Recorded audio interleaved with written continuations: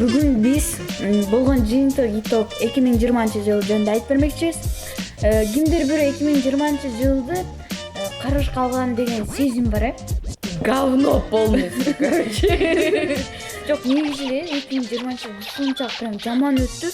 Даже мен үчүн жаман, анткени мен вообще студенттик жылым, 3 жылдык студент жылым болгон, 2 жылым вообще онлайн өттү. Именно акыркы жылын кала берди. Ну, блин, вообще капец.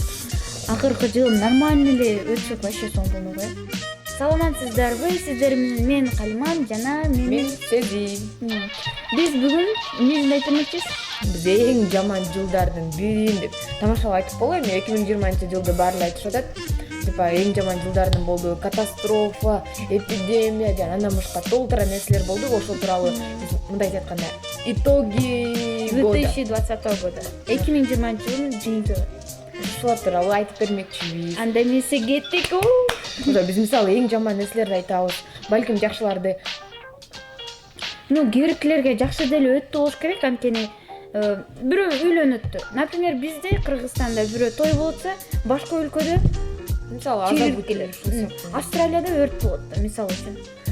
Январь учурунда, например, декабрда уже эле бизге мындай сигнал бергенсизби? Уже 2020 башталып деген сөзчү. Бул күнү жаратылыш бизге 2020 жылы дүйнөдө кандайдыр бир коркунуч менен болорун ушул сүрөтү менен көрсөттү. Австралияда 2020 жылдын башында токой өрттөрү күч алууда, анда миллиарддаган асын жаныбар кырылып, түтүн түштүк Америкага жетет. Январь айынын ортосунда катуу жааган жамгыр Австралияны өрттөн сактап калгандай сезилет. Бирок суу ташкыны жана жер көчкүнүнүн жаңы коркунучу пайда болду. Биз мисалы коркунучтуу нерселерди айтып берип атабыз да, сел деп. Ал эми сиздерде жакшы нерсе болгондо, үй бүлөңүздөрдө жакшы нерселер болгондо баарын комментарийге жазсаңыздар болот. Жана подписаться дедим эле. Катталып. Бизге катталбы. Биз ачына катталбы, анткени биз силер менен бул акыркы видеобуз эмес. Андан кийин да толтура жаңыдан гана баарын баштап атабыз. Андыктан кызыктын баары алдыда десек да болот. Кызыктын баарыбызда. Ушул көз чогуу болуп турабыз. Эки рожан пандалсын таанып алдарбы? Мына биз Так, биз негизинен ошо январдан баштайлы. Ошо 3-январда мисалы АКШнын учактары Багдадда аэропорттун четинде абадан сок куруп, жана Аль-Кудс ислам революциясынын сакчылар корпусунун командасы генерал Касем Сулеймандын өлтүрүшкөн. Ал эми бул Иран ага жооп катары болсо, Сулеймандын өлүмүнүн мукачылык менен өч алууну убада кылган. Ал эми ошол эле күнү болсо, ушул 3-дүйнөлүк согуш кайталып кетишеби деп, мисалы интернет булактарында мемдер пайда боло баштаган. 3-согуш. Ар бирөөсүн айтасың. Мисалы үчүн девушкасын жигитине кызганган 3-дүйнөлүк согуш башталат деп айтып атпа, ушундай сыяктуу эле чыгып калган да. Анан ошол эле январь айында каяктагы бир китаец элестетпей, каякта бир китаец ушул коронавирусту дүйнөгө аябай мындай жайылган, ушул элестетпей, ушул китаец бир нерсе жеген үчүн канча эл кырылды. Ушудан башталды. Ошо эң биринчи коронавирустун башталышы жөнүндө эле айталы. Эң биринчиден бул Медуза редакциясы жазып чыккан. Ал болсо жаңы жылдык каникулдан кийин, мисалы январдан кийин келип өз ишин баштагандан кийин эле 11-январда сайттын эң биринчи жаңылыктарына эле Китайда бир белгисиз бир адам, 61 жаштагы адам каза болду деп атап чыгышат. Аны пневмония деп да ушинтип болжолдошот. Жарганаттын тамагын жеген болот, ошого да шылтап коюшат. Жана жарганат ишылса ушундай бир жарганаттан деше көп айтат, банандан дешкен, ар кандай эмелер айтышкан, ар кандай мифтер, болжолдор жүрүшкөн. Бирок вирус деген башкача бир вирус экен да, анткени ар ким ар кандай ушуну кабыл алат. Ошол эле январда Калифорнияда Калбас шаарында тик учак бортунда 8 адам, анын ичинде бардык мезгилдерден мыкты баскетбол оюнчуларынын бири Коби Брайант менен кошо кулап түштү. Каза болгондордун арасында баскетбол оюнчусу жанынан 13 жаштагы кызы бар деп элестетпе, 13 жаштагы кызы бар. Аны менен бүт дүйнө ушинтип коштошту. Соц тармактарда деле силер көрүп калсаңар керек. ошо баары эле Коби Брайант жөнүндө коштошуу мисалы лентага деле чыгып калып коштошуу болгон мындайча айтканда. ооба элестетке жөн эле бирөөнүн үстүнөн бирөө жыгылып кетти. Бул 2020-жыл билбейбиз, жөнүндө чалынып кеткен үчүн өлүп калышса. Ал эми андан кийин февралда Россия Сириядагы кагылышууларга байланыштуу Түркия менен согуштун босогосунда турган. Ал эми ошол эле февралда 18 февралда орус жана түрк дипломаттары Москвада жолугушуп жана Сириядагы жаңы кризисти жөнгө салууга аракет кылыша баштайт. Ал эми ошол моментте мисалы айтканда эки тарап урушуп кетишет. Ал эми Түркиянын президенти ошол учурда Эрдоган Россияга колдоо көрсөткөн Сирияга каршы операция баштоону каалайт. Жана ушул эле моментте дагы бир жолу Твиттерде 3-чү согуш башталып кетти деген дагы бир тамаша мемдер чыгып баштаган. Аны бул жерде көрө аласыздар, биз көргүзүп берели. Так, февралдын аягы Африкада болуп көрбөгөндөй эле ири чегиртке чыккан, элестетте чегиртке чыккан. Дүйнөлүк жылуулуктун кесепетинен чегирткелер өсүмдүктөрдү ого бетер жеп жатышат. Ошондуктан миллиондогон адамдар тамак ашсыз деп калышат. Африкада мисалы айтканда сууну дагы жер жемиштер бүт жейилип кетсе, адамдар билбейсиз эмнеден тамактанышат. Бүт чегирткелер жеп кетишсе, Кудай сактасын, бизге келбесин андай. Март айы рубльдун курсу мындай кулагандан кийин коронавирус эпидемиясынын ортосунда кулады. Айтмакчы, ушул тапта эпидемия пандемияга айланат. Дүйнөлүк фондулук базарлар төмөндөп кетти. Анда ошондо эле кайрадан эле Наташа жөнүндө мындай тамашалап чыгышат да. Түшүнбөй атсаңыз, азыр биз бул жерге сүрөт коюп коебуз. Ошол жөнүндө билсеңиздер болот. Мисалы, Наташа эч нерсени билбеген болуп турат. А бул жактан эле пандемия, коронавирус, бүт мындай чегирткелер, өрт, короче. Ойгонсо эле бардык нерсеси болгон. Кыскасы 2020-да дагы эмне? Апрель айы. Марттан апрель айы. Карантин Россияда эпидемияга байланыштуу башталат. Владимир Путин телекайрылуу жасап, алгачкы жумуш эмес күндөрүн жарыялады. Апрель айынын ичинде Орусияда өйдө отуруп, Путиндин жаңы дайректин угушат. Бардыгы ушул мындай каршы чыгып мындай эметишкен жок. Бизде деле ушул мартта 3 жумага бизде карантинге тараганбыз. Бардык көчөлөр жабылган, блокпосттор коюлган, эч жака өткөрүлгөн эмес. Бирок ал учурда коронавирус мындай айтканда ооругандар аз жүрүп жаткан Кыргызстанда. Башталыш болчу да, баары даярданып, ошол жерде кафе эмелер жабылып, анда көбү деле кубанышкан болчу негизи. Онлайн десе, үйдө эле окуйбуз депчи. Ошол убакта онлайн окууга, мисалы, дистанционкага мындай айтканда өткөн ошол учурда. Март 3 жума, андан кийин уже май, апрель ошол ойдон эле жок. Азыр колга чейбиз, дагы эле дистанционкада окуп атабыз. Вообще тажап кетти. Ужас. Башында аябай сүйүнгөнбүз. Жаталы окуйбуз. Жыргал, короче, монтал эле прям окуп беребиз. Жаталы эле. Иногда жазбай койчусуң, андан кийин уже карасак, слишком толуп кетти сабактын баары. Вообще ужас. Аягында уже тупой болуп баратты. Самое главное, ошо окуп атканда, онлайн окуганда өзүңөрдү развивать этип, өзүңөрдүн ой жүгүртүүңөрдү, кызыкчылыгыңар китеп көп окуп, өзүңүздүн башыбыз өткөнүңүздү эле айтып атабыз, жаш убакытты главное текке кетирбеңиздер. Ал эми азыр болсо биз окууга барып, универге барып келген күндөрдү сагынып, мисалы айтканда баркын сезе баштадык десек да болот. Апрель айы айттык.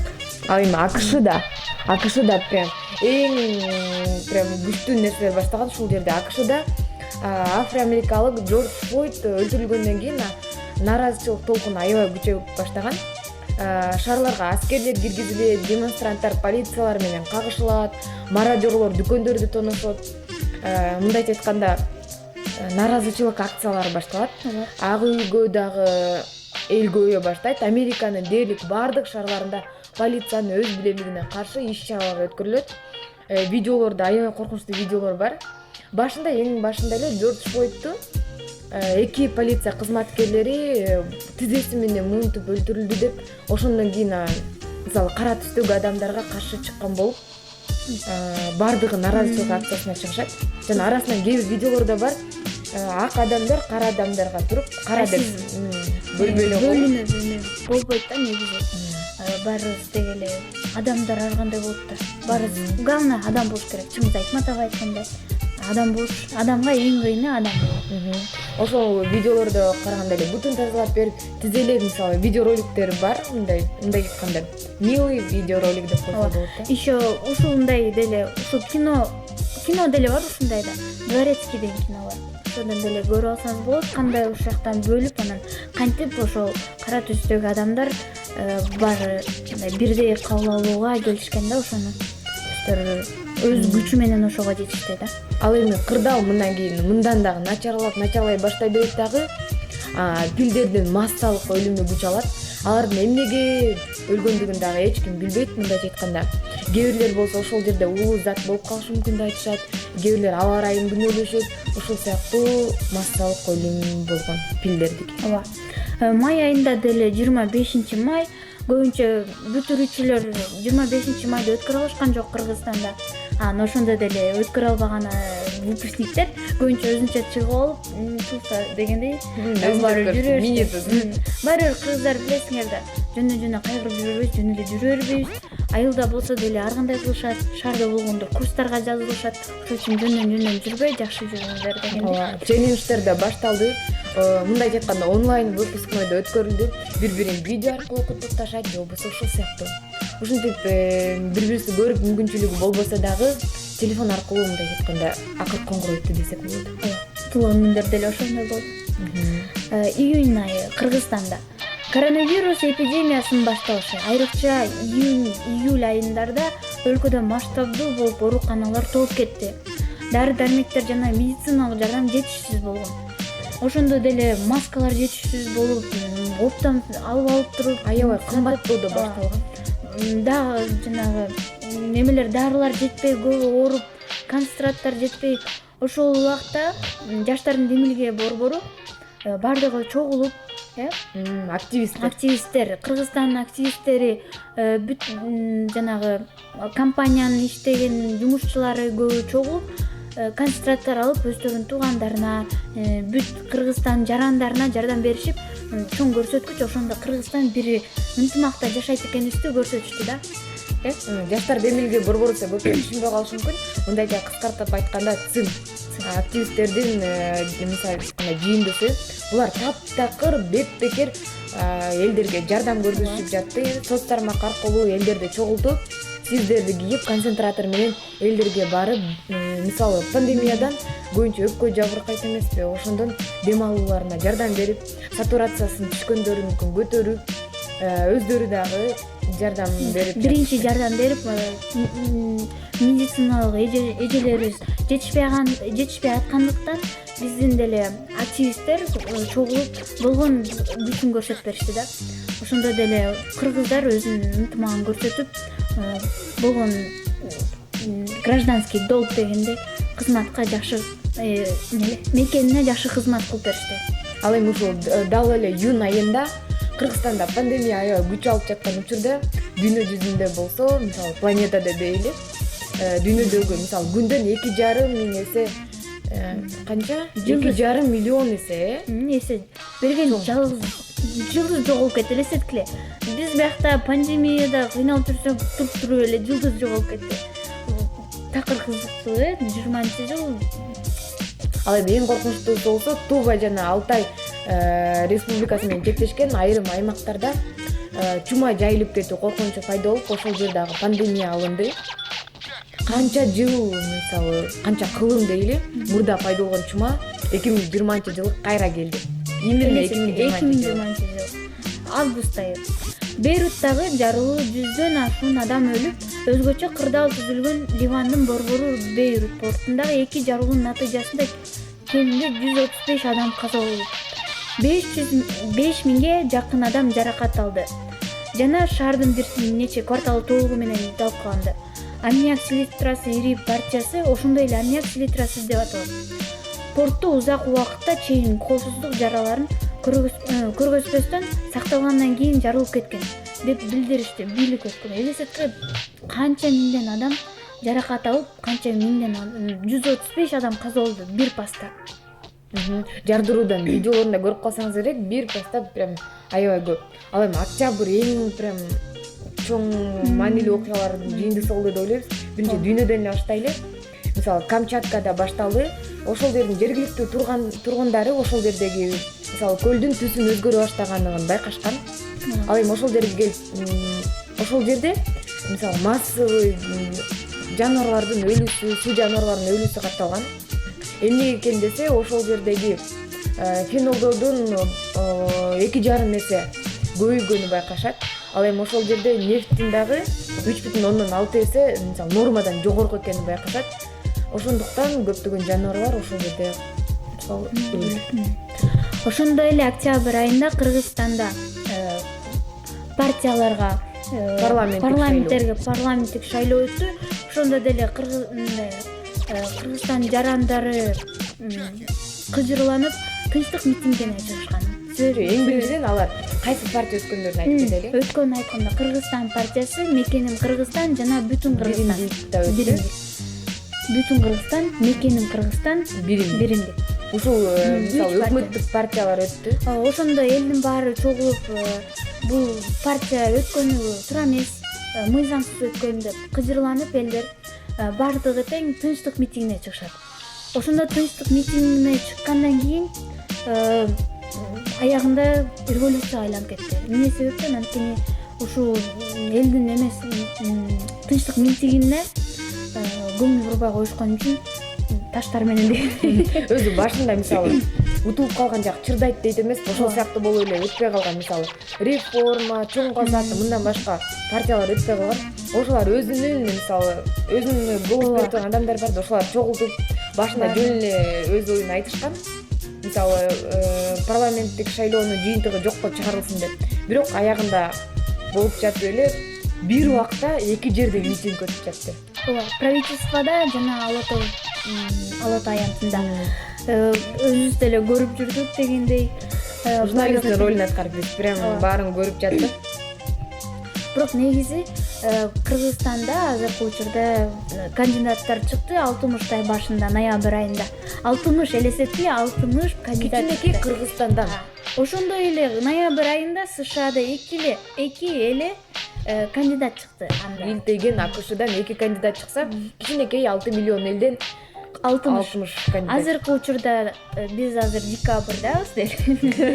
Азыркы учурда декабрь айында 18 кандидатка түштү. Себеп дегенде баары тең эле 30 000 президент болгусу келет. Кыскасы эркиндик берип койсо баардыгы тең чыга берсе да.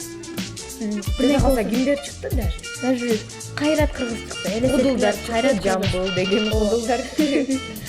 Жана пенсионер бирөөдөй. Башында баары эле жарыялай берет да, мен президенттик аттанам тигиндей деп. Анан жакындаган сайын 1 миллион сом фондуна төлөш керек. Андан кийин 30 000 сом дагы подпись, кол чогултуш керек. Кол чогултуп, элден кол чогултуш керек. Анткени өзүнүн деле командасы деле болуш керек турат. Колдогон адамдар болуш керек. И Кыргызстанга жакшы милдет, жакшы ишин аткарып берген адамдардан бири болуш керек. Билими дагы жакшы болуш керек дегендей, элге да жакшы Кыргызстанды өркүндөтө турган, башка өлкөлөргө уят кылбай турган президенттердин бирин туура шайлап алат деп ойлойбуз. Эми октябрдагы учурга кайра кайрылсак, ошол жерде жөнөкөй эле митинг болуп жатып, шайлоонун жыйынтыгын жокко чыгарылсын деген митинг болуп жатса, шайлоонун жобу жокко чыгарылгандан кийинки митинг башталды. Ал митингдин эң башкы максаты Садыр Жапаровду президент кылсын деп неме кылды. Өз талабын коюшту. Баардыгы тең чыгып эле ушундай кылып. Болжол менен 2000 адам чогулду өкмөт үйүнүн астында. Ошол жерден анан Садыр Жапаровдун жөнүндө бүт тууралуу айтышып, аягында бирок ал жетти өз калаганына мындай десек. Бирок башка өлкөлөр туура эмес ойлоп калышты. Мисалы айтканда, көп өлкөлөр биз менен карым-катнашты токтотту, мындай айтканда нелегитимный деп. Булар алмашып беришет, эч ким деле эмне кылып жардам бересиң, мисалы биз деле, например, сен США, мен Кыргызстан.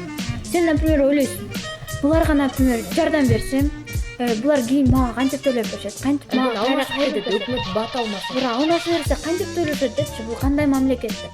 Бирок өзүбүз ушу Кыргызстанда жашап тургандан кийин Кыргызстан өркүндөйт жана өнүгөт экенине ишенебиз. Анткени биз жаштардын колунда, келечек жаштардын колунда.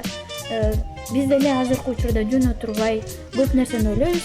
жана да жерде калса башка жаштар деле азыркы учурда өзүңүздөр деле көрүп аткандай эле жаштар аябай күчтүү. Анткени биз ата энебиз туура бизге тарбия беришкен. Ушуга чейин бизди даярдап, жакшы мындай прям күчтүү экенибизди өзүбүз деле сезип атабыз. Өзүбүзгө деле ишенебиз.